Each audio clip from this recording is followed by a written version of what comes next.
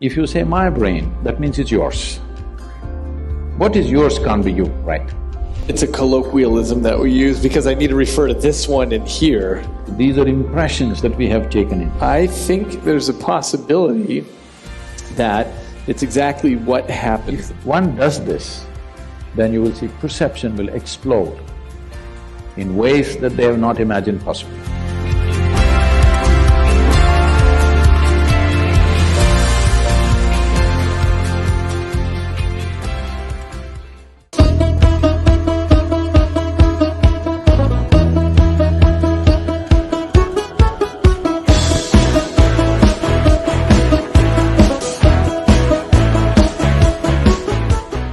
What is the you that can be separated from the physical? Is it a fact that you gathered your body over a period of time? It's a fact that this body gathered together over a period of time, and it may be that I emerge as a consequence of that, this feeling of I, as opposed to me doing the gathering. Tell me, you've been having lunch and dinner, or… Have I been having lunch and dinner? Yeah. Yeah, this dynamic accumulation has been eating plenty, yeah. So what you refer to as my body right now is an accumulation of food. It's a heap of food. Not a pleasant way to describe you, but it is. What you call as my mind, largely in people's experience, is an accumulation of impressions over a period of time. So if you have to gather this much of impressions and this much of body, something more fundamental must be there, isn't it? Houston, Texas is an accumulation of roadways and buildings, but we wouldn't say that Houston was there and then gathered. You are not a piece of geography. You are not a piece of geography, are you? Well, I may be exactly that, a physical being. I'll tell you why, from my perspective, that seems like a possibility. It's because we're across the street from the world's largest medical center, and every day there are thousands of people there whose geography is changing because of Alzheimer's or stroke or tumor or traumatic brain injury, and who they are changes. It doesn't seem like there's something fundamental that outlasts damage to the tissue. See, you're talking about thought and emotion. The biggest mistake we have made is, we have given too much significance to human thought. Whatever you think is only happening from the limited data that you have gathered, yes or no? So the data that you and me have gathered, however big we may think it is, in terms of the cosmos, it's minuscule, it's nothing. It's really not of any consequence. So from this minuscule of data that we have gathered, we are generating some thought which could be useful in making our lives, it could be useful in creating a few things, it could be useful fundamentally for our survival and to enhancement of our survival process, all this. But it doesn't give you access to life. Thought and emotion is psychological drama that's happening within you. You can conduct it any way you want. You're talking about somebody had a tumor or Alzheimer's or an accident or something and the drama went wrong. The drama can go wrong even without any of those ailments. You ask people, people's drama goes wrong without any accident or injury or ailment, just like that, drama goes wrong on a daily basis for a lot of people. We usually give that a name, though, something like depression or a psychotic break. Oh, that's a business. Not one I'm making any money on. I'm saying there's only this much. Either your faculties are taking instructions from you or they have become compulsive for some reason, all right? Either your body and mind, you can conduct it consciously or it's become compulsive. That's all that's happening. Whether you call it physical ailment or mental ailment, all that's happened is just this, that your fundamental faculties of existence on this planet is your body and your mind. These two things, you have lost grip over them. So it can become this kind of ailment or that kind of ailment or whatever, but fundamentally you have lost charge. That's all that's happened. If your body and your brain took instructions from you, would you create depression? Would you create illness? Would you create anything? You would create highest level of pleasantness for you, isn't it? We certainly would if there were a separate you that could gain that control. See, we can come to this like this. There is something called… because I see that you keep referring my brain. If you say my brain, that means it's yours. What is yours can't be you, right? It's a colloquialism that we use because I need to refer to this one in here. I need to specify which brain I'm talking about. See, when I say my hand, I know even without my hand, I can still exist.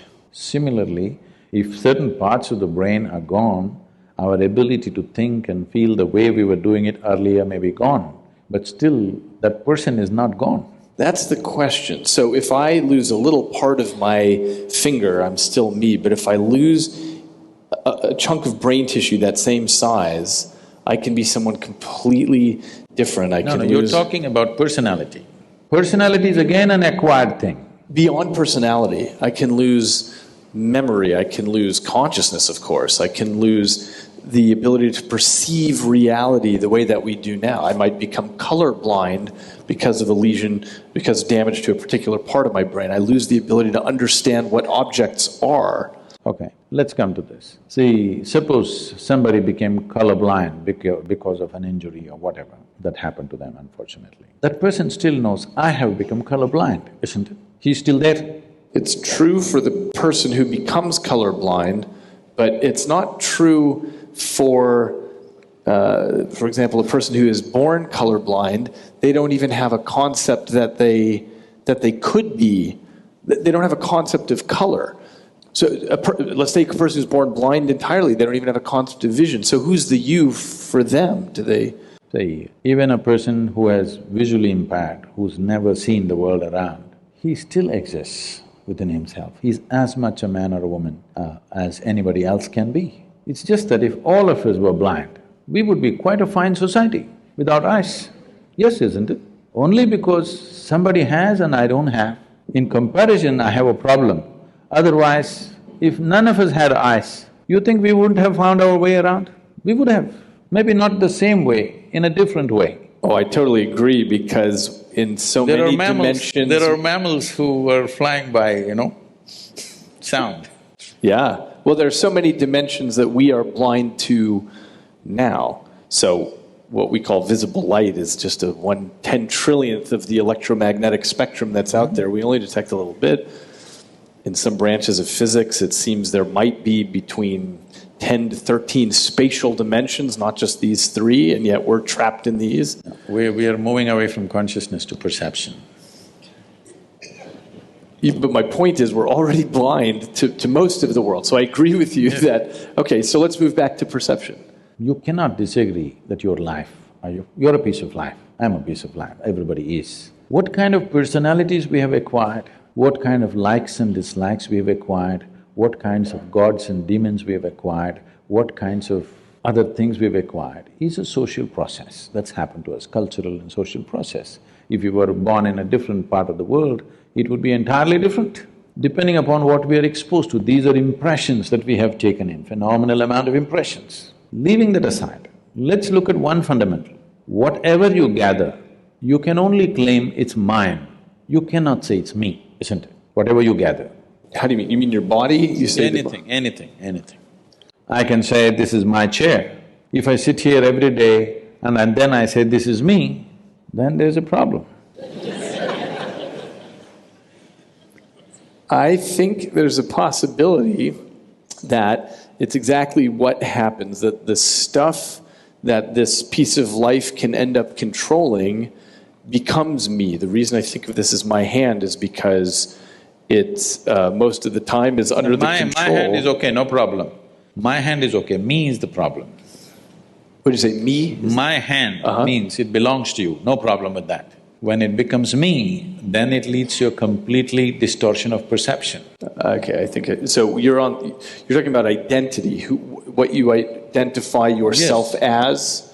The nature of the mind is such, it is looking for some… because human intellect and human intelligence has broken out of a certain bond which was there for every other creature, that they could function like an automated machine through certain instinctual process. What has happened with the human being, with the process of evolution is, the human being has broken out of that instinctual process and there is an intelligence which has to function consciously. But functioning consciously means every moment of life is an exploration, which is too scary for a whole lot of people. So the best thing is identify with something which gives you some sense of what you are. But this some sense of what you are, which you took on based on your social and cultural backgrounds, what you took on, makes sense for your survival process, but not for explorative process. It doesn't explore life, it keeps you sane. It's a good solace, it keeps you… it helps you to sleep well in the night, but it doesn't awaken a different dimension of knowing, it doesn't awaken the possibility of exploring dimensions which are not yet within you. So if this has to happen, the most important thing is to be able to sit here not identified with anything. When I said, it's so hard to remain uneducated in this world, because everybody is busy wanting to teach you something. This is all I did in my life, to remain uneducated, not to be influenced by parents, by family, by religion that's happening around you, culture that's happening around you, education that people are forcing on you, just to be the way creation intended you to be, simply. See, I may not fit into the university milieu, but I'm okay, you know. Just simply the way you were born, not tangling up your intelligence to any particular thing, either your nationality or your religion or your race or your creed or your family or any kind of identity or your gender or whatever, simply to be able to view your life just as a piece of life. If one does this, then you will see perception will explode in ways that they have not imagined possible.